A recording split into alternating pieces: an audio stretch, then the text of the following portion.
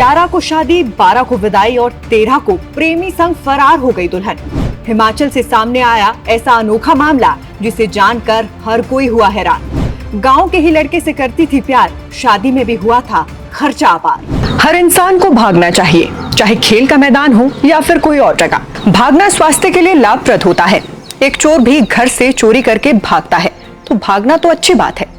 अगर चोर भागेगा नहीं तो पकड़ा जाएगा, और अगर पकड़ा गया तो कूटा भी जाएगा। इसीलिए आप भी अपनी जिम्मेदारियों के अलावा बाकी किसी भी चीज से भागिए, आपको कोई बुरा नहीं बोलेगा, क्योंकि ये तो जिंदगी की रेस है। मगर ताजा मामले में सवाल ये है कि क्या घर से भागना सही है?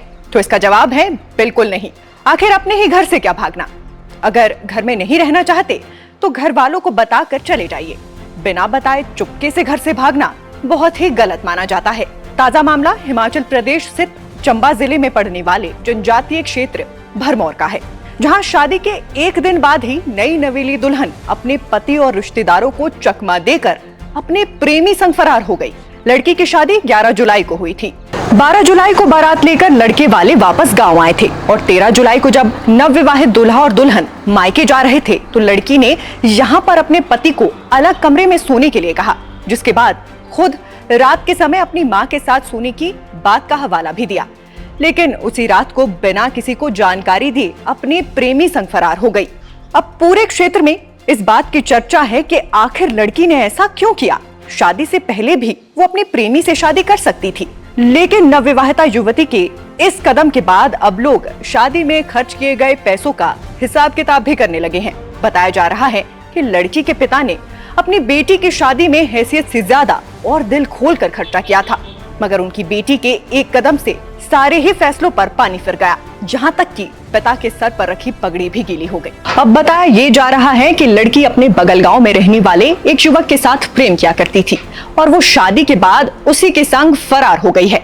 लड़की के ससुराल वालों की तरफ से इसे लेकर भरमौर थाने में शिकायत दर्ज करवा दी गई है, ताकि इसकी जांच की जा सके।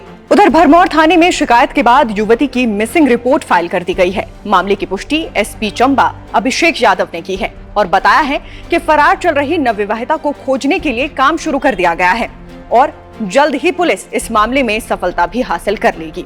मगर ये तो कानूनी कार्यवाही है, जो नियम कानून के हिसाब से चलती रहेगी।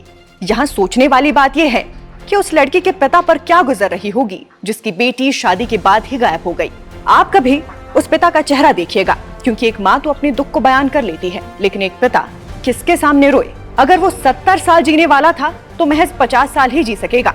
और अगर बॉलीवुड फिल्म देखकर ये सब करने का ख्याल आपके मन में भी आता है तो ध्यान रखिएगा, उन फिल्मों में भागने तक के ही सीन दिखाए जाते हैं और आगे की फिल्म को वहीं खत्म कर दिया जाता है। इस सब के बावजूद भी अगर आपको भागना है तो चंबा की उड़न परी सीमा की तरह भागिए और सोने चांदी के मेडल जीतकर घर परिवार का नाम चमकाइए। बाकी जमाना समझदारों का है, इसीलिए जीवन से जुड़े फैसलों को समझदारी से लीजिए। फिलहाल इस खबर में अभी के लिए बस इतना ही। नमस्कार।